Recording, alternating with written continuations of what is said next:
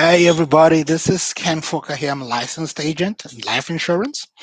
So I'm actually going to go through today with a very quick introduction of myself, what I do, and how I can certainly help you out there looking for life insurance or just basically planning financially with your future. Any of the ways you want to look at it, I could definitely get you going right here. So once again, my name is Ken Foka. I'm licensed insurance agent. I'm based out of Oklahoma State. And I actually do write business across the nation as well. I do have licenses in Florida, Texas, Maryland, and Illinois. So, I mean, I've got pretty much covered across the east to the west. So, if you do have insurance needs, please do not hesitate to reach out. Check out on the chat. I've dropped in there my website and the telephone numbers you can call to reach out. Now, what I'm basically going to be talking today is about life insurance as a financial strategy, and I'm going to just take this into a five-pointer presentation. So I'm going to use the approach of the five things you need to know before you ever take out a life insurance policy. Okay, that's what I'm going to talk about today. The five things you need to know before you ever take out a life insurance policy, and I'm just going to hit that right at the bottom. So we don't want to take too much time up here. We're going to talk about straight to the point. Now, the very first thing I would want to say is you want to know how much coverage you actually need, right? What does that mean? That means basically saying, okay, I think I need insurance. Yeah, the question then is, what and why do I need insurance, and for how much insurance do I need coverage for? So the first question of how do I actually need insurance? The answer is always going to be yes. I mean, we are all certainly going to have a point in our lives where we do come to, pass away. That's the inevitable aspect of living, is that we're going to die one day. So if you do go ahead and take out a life insurance policy right now, what you're basically doing is saying, I'm preparing, for those whoever will be taking charge of my final expenses or my burial expenses, as it's also referred to, can at least be sure that they're not going to be left with that financial burden to take care of that. And that's exactly what life insurance does for you, right? Takes away that burden of keeping your loved ones worrying about, oh, what am I going to do right now, in terms of the financial cost of, putting away someone. It's always going to cost money. Someone has to pay the bill, someone has to foot that bill. So for sure you do need insurance, and that's exactly why I would say once you go about thinking of it that way, then you do see for sure that there is a need. Now, other aspects might be reasons why you need insurance, which could include but not limited to maybe just making sure you're covering for your debt, which is going to be one of the points I'm going to expatiate on down the line. So, how much do you actually need? The question then goes to do with how much coverage do you need. So, if you're going to say you're going to take care of just making sure that there's enough funds to take care of your final or your funeral expenses, then you want to see how much it costs in your area, right? It varies across the nation, across the state, the federal territory. There are different prices for different areas. So based on where you are located, you want to see, but the average or the national average is somewhere around $10,000 for the final expense coverage. So you can say, okay, plus minus everything being equal, if I don't want to, protect against the debts that I might have and all other financial obligations that I might be leaving my loved ones behind, then you want to make sure you have at least that basic coverage for your final expenses. So, say around $10,000, right? Now, thing two, what do you want to have in the back of your mind? Number two is what kind of policy are you actually taking out?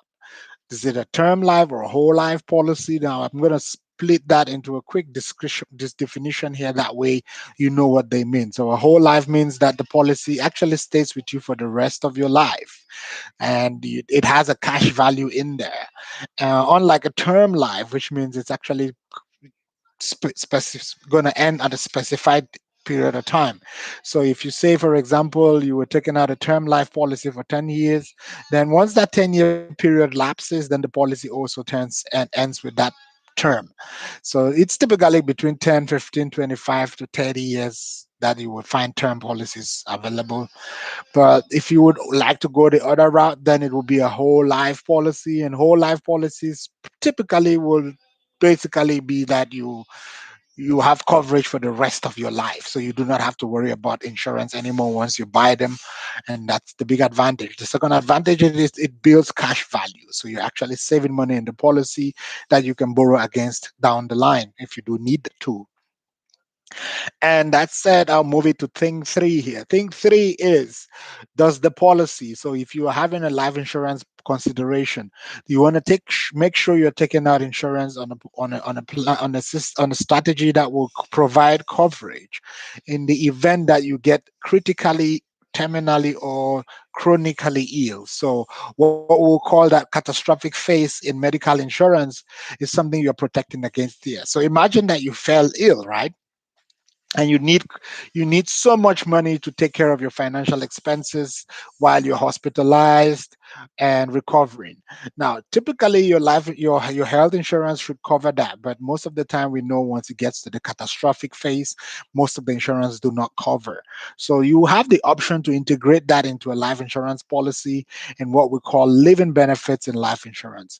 So the living benefit simply states that you would select between 1 to 4% of your life insurance benefits to be paying out once you do get into that situation where we will consider it to be a catastrophic phase of coverage in health insurance. Then that triggers the living benefits option into your policy, and that becomes available to you for you to draft into the policy. So say you took out a $500,000 life insurance policy, and you do get critically ill or chronically ill with, say, cancer, heart attack, or stroke. Any of those things will qualify you for those to get that living benefit activated. So your policy then starts paying out at least 4%, or at least at most 4% of the 500,000. So if you do the math, that's about $20,000 that is becoming available to you every month to take care of yourself while you're trying to get over that financial burden and the health condition. Now, thing four, I'm just going to say, if you really are considering insurance as well, you want to make sure that it has the accidental option integrated into the policy. Why is that important? It's important because if you do pass away from an accident, those accidental options will increase your coverage amount. Say you took out a $25,000 for a normal policy, and then you add another 25,000 for that accident. Once you do pass away from an accident, the $25,000 from your regular policy pays out, plus the 25,000 from an accident that coverage pays out as well. So you're actually looking at stretching that premium dollars that you're paying to provide you more benefits. So that's another nice, smooth, and easy strategy. And good thing is most accidental coverages are pretty cheap and affordable. So I wouldn't hesitate to go ahead and take advantage of that. And thing five, the very last thing I want to touch here is affordability. If you're going to go ahead and take out insurance policy, you want to make sure it's affordable. So you're taking just enough coverage to make sure you're paying for your debts, or at least you're protecting against your debts, say for your mortgage, your student loan, or any other debts you might have out there that you don't want to leave out to your loved ones once you pass.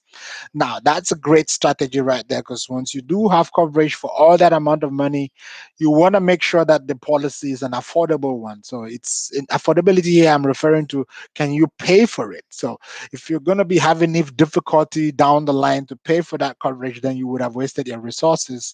So it's always advisable to go down with a rate that you know for sure you can afford, right? Affordability is key here. So I'm going to wrap this up right here. A quick recap. Number one, you want to make sure that you do need the insurance, and knowing that you have a need for insurance would mean that you're probably going to pass away down the line sometime in your life. So definitely that's an absolute need. But of course, if you have debts and all other financial obligations that come with it, also would qualify as your need. Thing two I was mentioning there was, make sure that the policy, if it's a term life or a whole life, you're aware of that, because those are very important things. They make a huge difference. Term life covering for a period of time, and a whole life covering you for the rest of your life, which come with different advantages. If you have more details to look into before you take out a policy, you want to make sure you know that those two things. Now, thing three, like I was saying, is you want to make sure that you should have a living benefit included in the policy. Living benefits being that acceleration of your benefits that pays out once you have a serious illness. So you do not have to die for this to happen. Most of the insurance companies today will provide you that as an option. So take advantage of that, because we are all going to have some medical conditions in the future that we never anticipated. This is a great way to protect against that. Of course, I also did mention that you want to make sure that it's an affordable policy for you, and you want to make sure also that it's, if the accidental option is available, please do include an accidental option, because that stretches that dollar for you and you're having it at a very, very affordable rate. So that wraps it up here for me. Now, if you have any interest to move ahead to take advantage of these offers or to start getting insurance, I'm available on my website. You can go on to www.lockaquote.com, LOCKAQUOTE.com, lockaquote.com.